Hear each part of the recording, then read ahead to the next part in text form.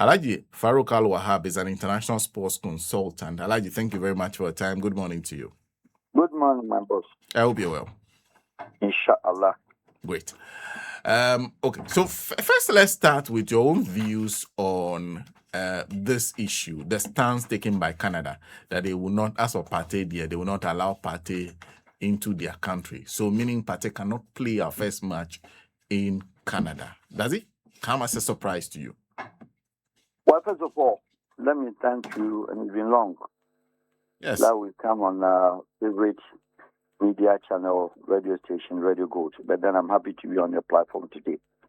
One, regarding Mr. Partey's denial of visa. Initially, there were two contradictions as to the stories that were coming. One, we heard that he has been refused entry. He has been denied entry. He has been denied visa. They are not the same.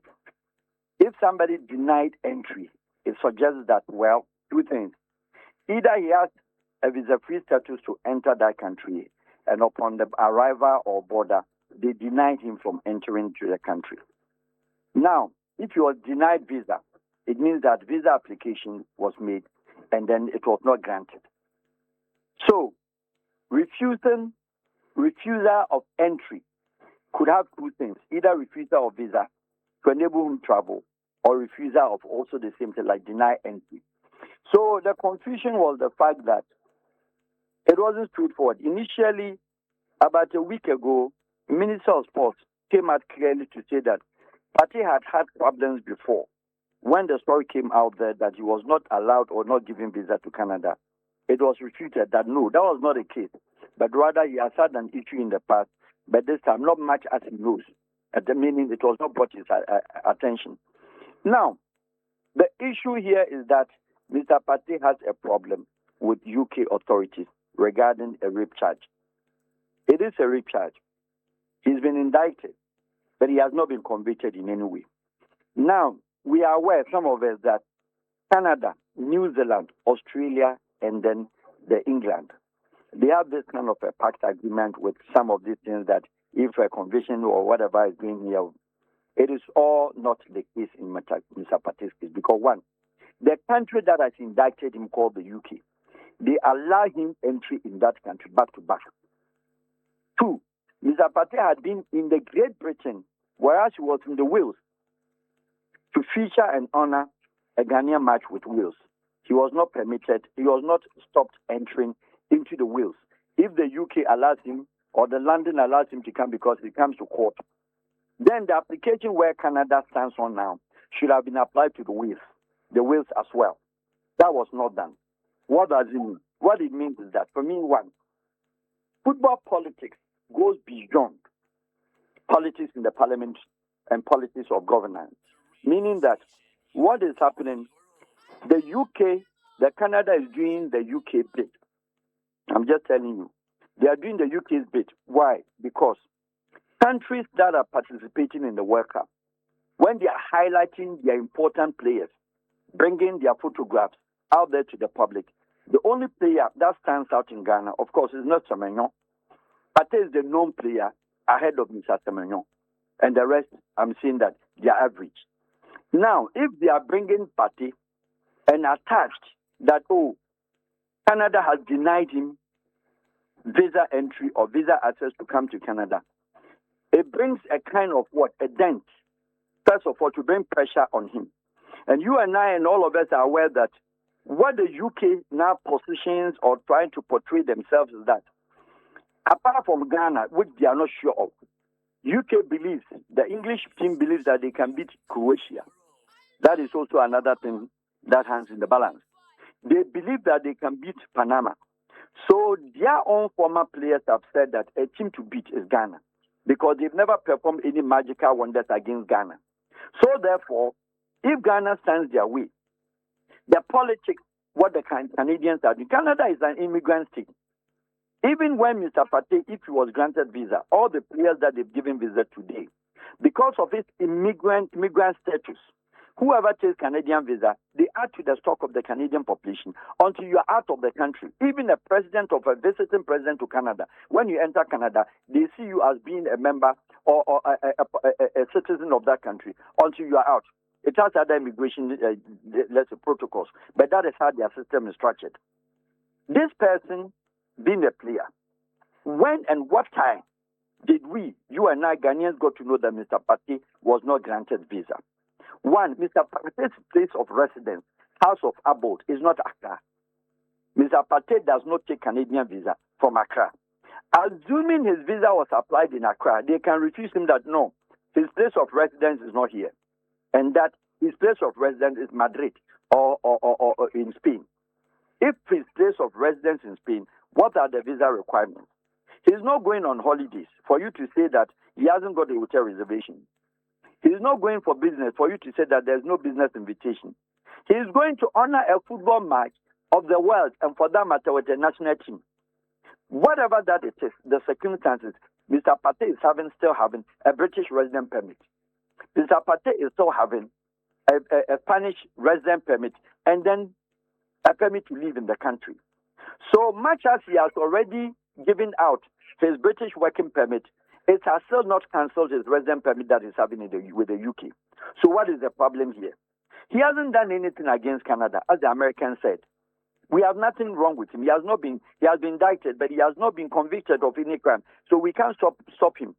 So the whole thing looks at in a very funny scenario, which I believe squarely. The problem now, to me, was that all the players that we have fishing for the Blaster, only about 4, and then possibly the officials, they are the people living in Ghana who apply for Canadian visas. The ones that are there, all these European boys, their place of abode, their country of residence is not Ghana. So they've taken their individual visas from the country. Their passports were not sent to Ghana, and the GFA applied for their visas and sent the passport. You know it's not possible. So they took visas from their holding countries. So the GFA was very much aware. And in matches that it was not Partey's own traveling to Canada or anything, the standard practice is that the GFA will write letter of introduction. The USA will attach the FIFA list that they sent, or Ghana's recognized FIFA list members, 26 players, and highlight Mr. Partey's name as a document attached to the letter of introduction. Then the Ministry of Sports would also attach their letter of what?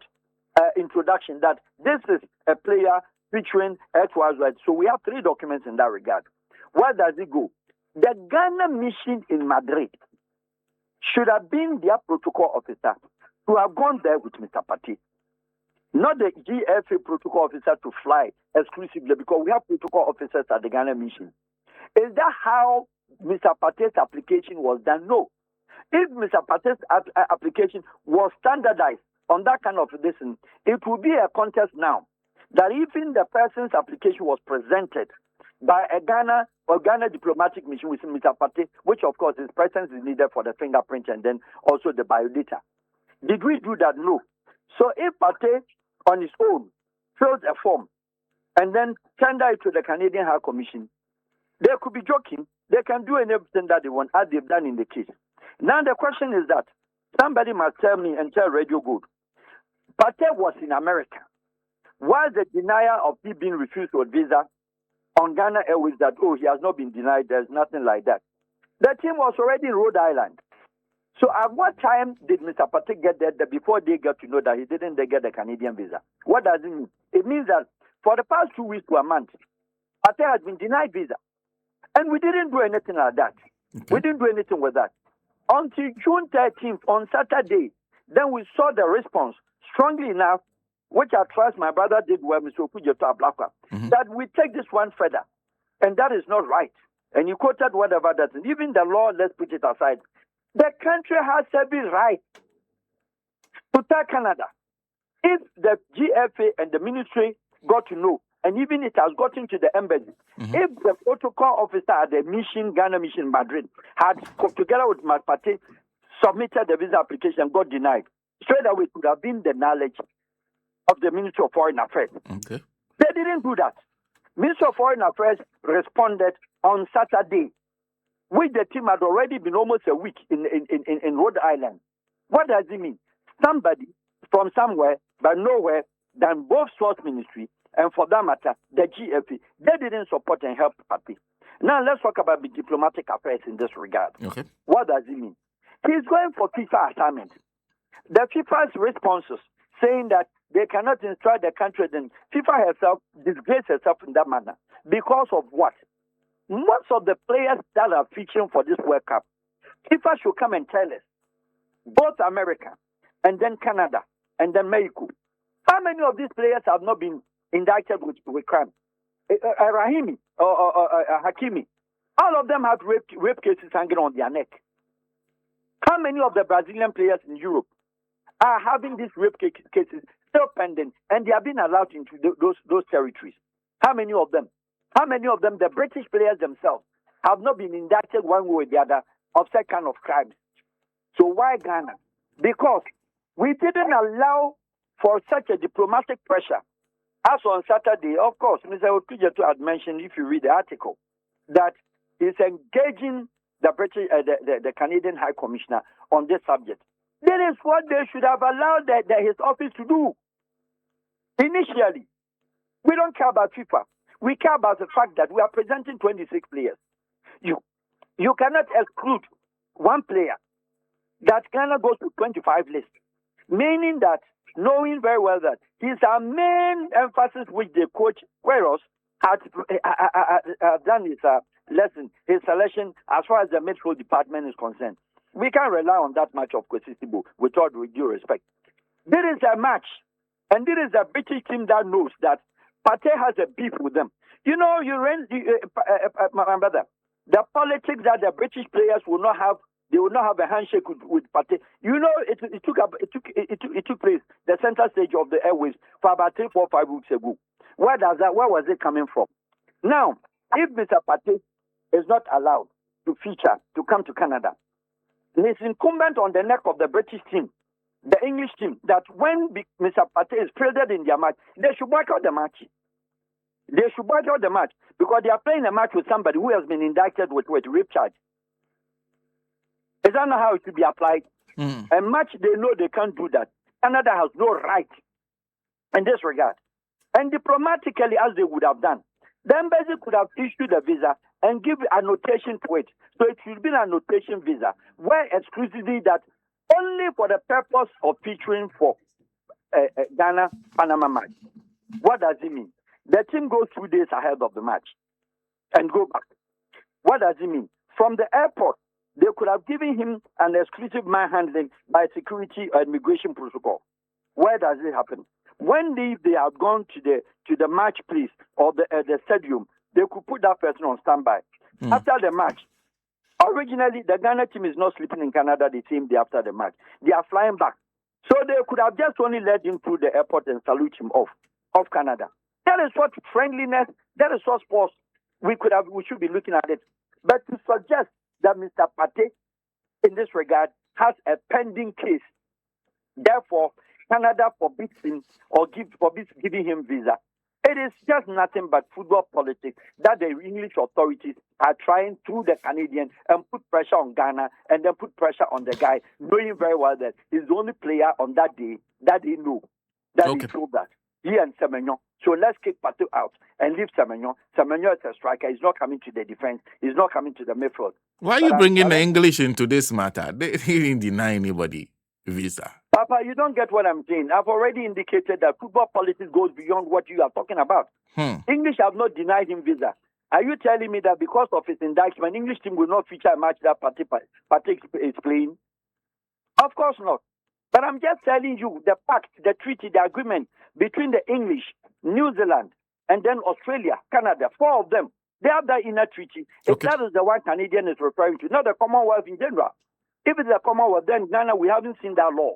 That if somebody is on indictment and not being convicted, we don't allow that. If a Canadian comes to Ghana and he has an indictment of a case, and Ghana immigration said that he has been indicted in Canada, and for that matter, Commonwealth application will not allow the person until the case is framed. Is that what you are telling me? No. Can this be reversed? Why can't it be reversed?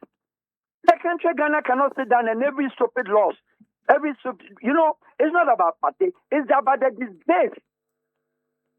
Somebody sits in Japan, fine, they've read, they know that such a case, but it is not new to players. And he's not the first, and he will be the last. And English, tell me, and you, and the whole public that they don't have players who have been indicted of second of rape cases. Several of them. Have they been denied access to the European Union and other countries? Answer is no. So why Canada, from nowhere, jump into the fray, jump into the action, and started dancing for the UKs?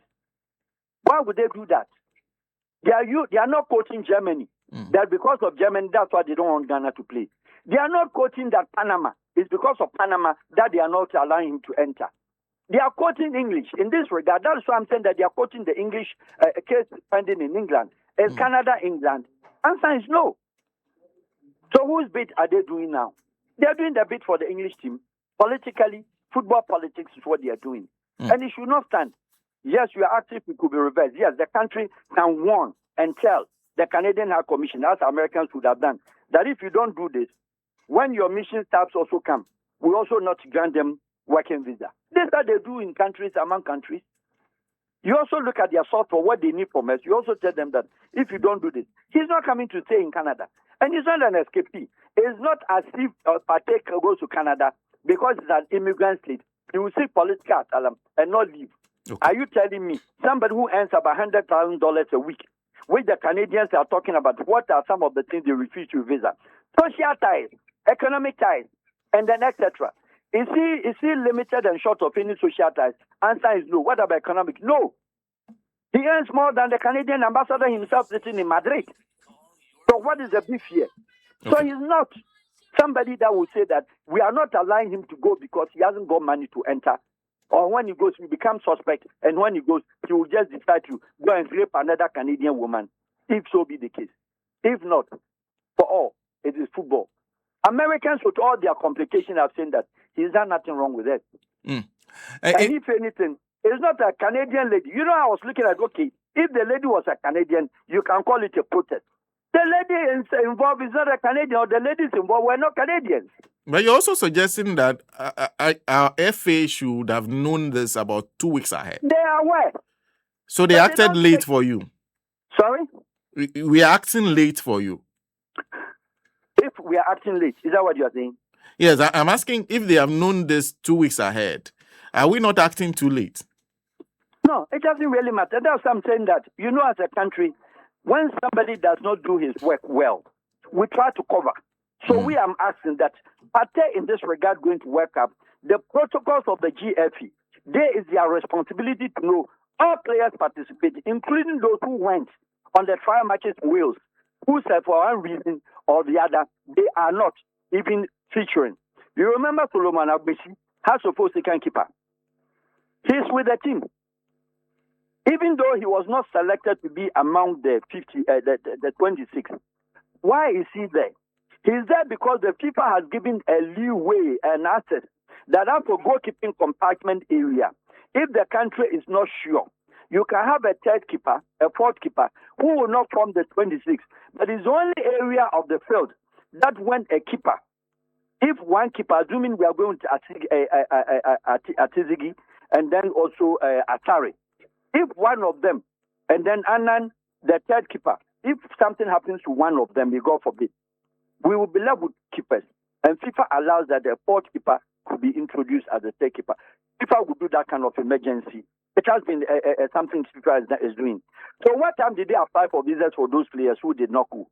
So FA had to apply for their visas before they went to Wales. They applied for their visas before they went to Austria and then went to Germany respectively, because the matches were just only following one another. Okay. So if at that time, are they saying that before going to Wales, they didn't know that Partey was not having visa? They knew he has not acquired his visa. What were they supposed to do? Inform the ministry, inform foreign affairs, where the challenges that we are having, and XYZ. But Papa, the match is on Thursday, on what do you call it? On Wednesday. Yes. Too late it is not. Why? Because Canadian High Commission flexibility, the last 4 years, introduced a system that if I apply for Canada visa here in Ghana, and I happen to travel to Abuja in Nigeria, and the response that my visa is what has been approved, and that I should bring my passport. The moment it goes into their system, I can decide to go for Canada visa in Kosovo. Okay. In this regard, Partey is in America. His visa is still holding up in Rhode Island if the teams are leaving tomorrow. When the Canadian High Commission approved the visa in the system from Madrid, Partey can just only go to the New York office. He can go to the Boston High Commission of the Canadian Embassy. He can go to the Washington office of the High Commission and then take his visa. He doesn't need to go back to Spain and take the visa to go. Okay. That is what you say. That is why I'm answering you that. Too late it is not. He has the application. The application could still be pending, even though denied, but when reversed and approved, he can take the visa in America and join the team. Alaji, thank you. Thank you very much. You get it? Yes, I get it. I get it, Alaji. Thank you. This Thank is you. how it works. Yeah. We are talking about diplomatic affairs, not social illustrations. Alaji Farouk Wahab is international sports consultant. He also deal with issues of foreign affairs all around there. So, taking us exactly 40 minutes past 9. SM, let's do some small business. Whilst we'll try to get someone who's dealt with these matters and also the matter of the other one we were discussing earlier. The one people say, Chairman, to me cannot benefit from. Yes, we'll talk about.